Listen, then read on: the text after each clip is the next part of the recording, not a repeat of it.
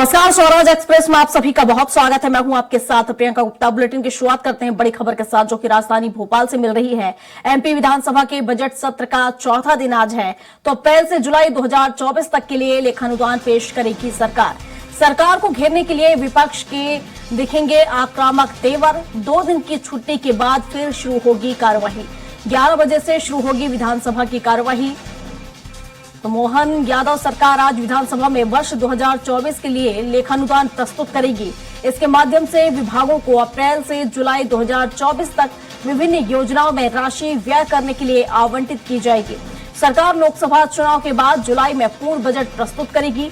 उप मुख्यमंत्री वित्त मंत्री जगदीश देवड़ा लेखानुदान प्रस्तुत करेंगे। उनका भाषण होगा, जिसमें वे प्रदेश की वित्तीय स्थिति का ब्यौरा रखेंगे।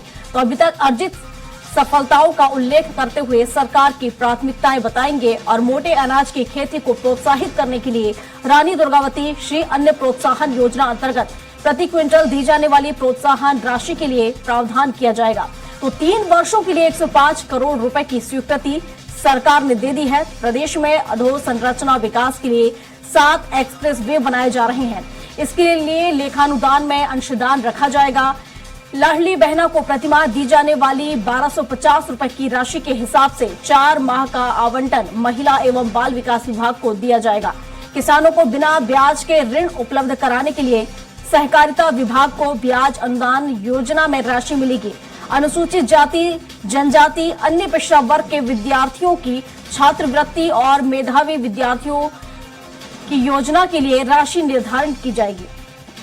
आयुर्वेदिक कॉलेज की स्थापना, जननी एक्सप्रेस वाहनों की संख्या में वृद्धि, सिंहस्थ 2028, मुख्यमंत्री तीर्थ दर्शन, मुख्यमंत्री सामूहिक विवाह सहित अन्य योजनाओं के लिए विभागों को राशि आवंटित की जाएगी।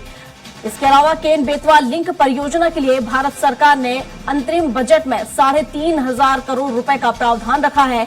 इस अनुपात में प्रदेश सरकार राज्यांश की व्यवस्था करेगी। पार्वती काली सिंध चंबल परियोजना के लिए भी प्रतीकात्मक प्राविधान किया जा सकता है। और इस पर विस्तार से जानकारी के साथ दुर्गेश गुप्ता हमारे साथ हमारे सहयोगी लाइव जुड़ चुके हैं। दुर्गेश, विधानसभा सत्र का आज चौथा दिन, क्या कुछ अनुमान लगाया जा रहा है, क्या कुछ चर्चाएं इस बजट सत्र में होंगी और विपक्ष की क्या कुछ तैयारियां इसको लेकर?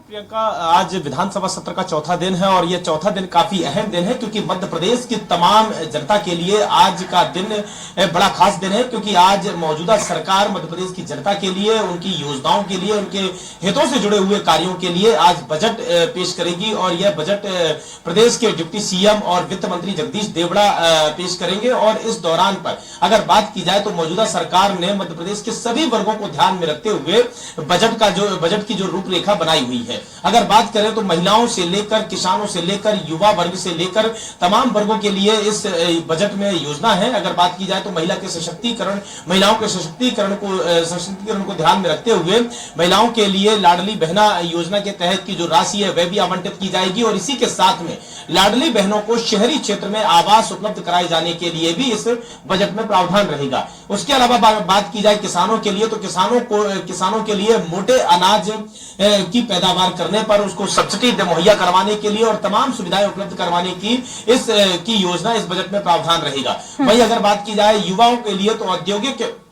उद्योग स्थापित करने के लिए स्टार्टअप पॉलिसी में भी इस बजट में प्रावधान रहेगा, जिसमें युवा अपने खुद से स्टार्टअप कर सकते हैं, जिसके लिए लोन मुहैया करवाने से लेकर मध्य प्रदेश में हर शहर में एक जमीन आवंटित करने तक की योजना इसमें शामिल है। उसके अलावा अगर बात की जाए तो तमाम जनता के लिए मध्य प्रदेश की, चाहे किसी भी वर्ग में हो, उन वर्गों को साधने के लिए इस बजट में प्रावधान रहेगा। चूंकि कुछ समय बाद लोकसभा चुनाव है और लोकसभा चुनाव के ठीक पहले यह बजट काफी खास हो जाता है। वहीं अगर बात की जाए तो मध्य प्रदेश में तमाम विश्वविद्यालयों को भी और स्कूलों, महाविद्यालयों को भी एक बजट मुहैया करवाया गया है। इसी के साथ मध्य प्रदेश के कई शहरों में, अलग अलग जिलों में एक्सीलेंस कॉलेज खोले जाएंगे, जिसका इस बजट में प्रावधान रहेगा। उसी के साथ में अगर ध्यान दिया जाए तो कहीं ना कहीं इस बजट में अगर बात की जाए तो इस बजट को लेकर जो विपक्ष है, विपक्ष कहीं ना कहीं हमलावर की रणनीति आज बनाई हुई है। विपक्ष ने पूरी तरह से रणनीति तैयार की है, जिसमें इस बजट के खिलाफ में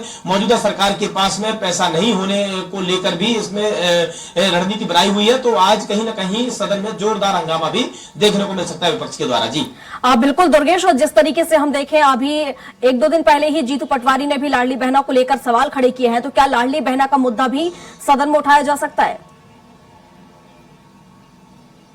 बिल्कुल स्पष्ट तौर से प्रियंका, कहीं ना कहीं लाडली बहना योजना का जो मुद्दा है विपक्ष के पास में एक अच्छा मुद्दा है, क्योंकि लोकसभा चुनाव के ठीक पहले विपक्ष इस मुद्दे को पूरी तरह से भुनाना चाहता है। क्योंकि जिस तरीके से तत्कालीन मुख्यमंत्री शिवराज सिंह चौहान ने घोषणा की थी कि लाडली बहना योजना अगर मध्य प्रदेश में भारतीय जनता पार्टी की सरकार बनती है तो लाडली बहना योजना को 3,000 रुपए पर मंथ राशि उपलब्ध कराई जाएगी, मुहैया करवाई जाएगी। लेकिन यह राशि बढ़ाई नहीं गई है। जो राशि पहले तत्कालीन सीएम शिवराज सिंह चौहान लाडली बहना योजना के खाते में डालते थे 1250 की राशि, वही राशि आज तक लाडली बहनाओं के खाते में डाली जा रही है। और जिस तरीके से तत्कालीन मुख्यमंत्री ने घोषणा की थी कि सरकार बनने के बाद में, यानी विधानसभा चुनाव में सरकार बनने के बाद में लाडली बहनों के खाते में 3,000 रुपए की राशि डाली जाएगी, जो कि राशि नहीं डाली जा रही है। इसको लेकर कहीं ना कहीं विपक्ष जो है मौजूदा सरकार के खिलाफ में हमलावर है और आज सदन में यह मुद्दा अच्छी तरह से गूंज सकता है, क्योंकि लाडली बहना योजना के लिए भी बजट में प्रावधान रखा गया है और इसी बजट के तहत में ही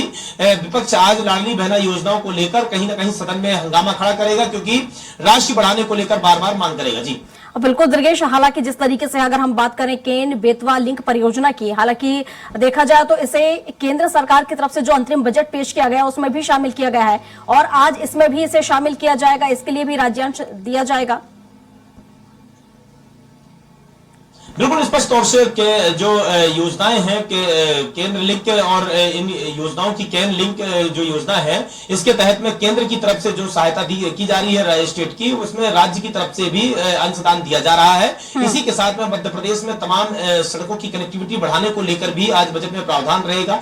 तो इस तरीके से अगर केन चंबल जो योजना है या जो नदियों की कनेक्टिविटी जोड़ने के लिए जो केंद्र से मदद की जा रही है स्टेट की, उसमें स्टेट का भी एक महत्वपूर्ण अंशदान रहेगा। और अगर देखा जाए तो सड़कों से लेकर पानी से लेकर किसानों के लिए, किसानों की तरफ विशेष तौर से फोकस किया गया है। किसान, महिला, युवा, इन तीनों वर्गों को साधने के लिए इन तीनों वर्गों की तरफ फोकस किया गया है और इसी के साथ में स्टार्टअप पॉलिसी से लेकर सड़क कनेक्टिविटी तक की इस बजट में प्रावधान रहेगा। तो इसलिए आज कहीं ना कहीं जो यह बजट है, आज यह लेखानुदान है, यह काफी अहम हो जाएगा आज की विधानसभा सत्र के दौरान। बिल्कुल दुर्गेश, हालांकि देखा जाए लोकसभा चुनाव के पहले जो बजट सत्र पेश किया जा रहा है वैसे ही काफी महत्वपूर्ण माना जा रहा है और आज जो लेखानुदान पेश किया जाना वो भी काफी महत्वपूर्ण है। फिलहाल शुक्रिया आपका तमाम जानकारियों के लिए।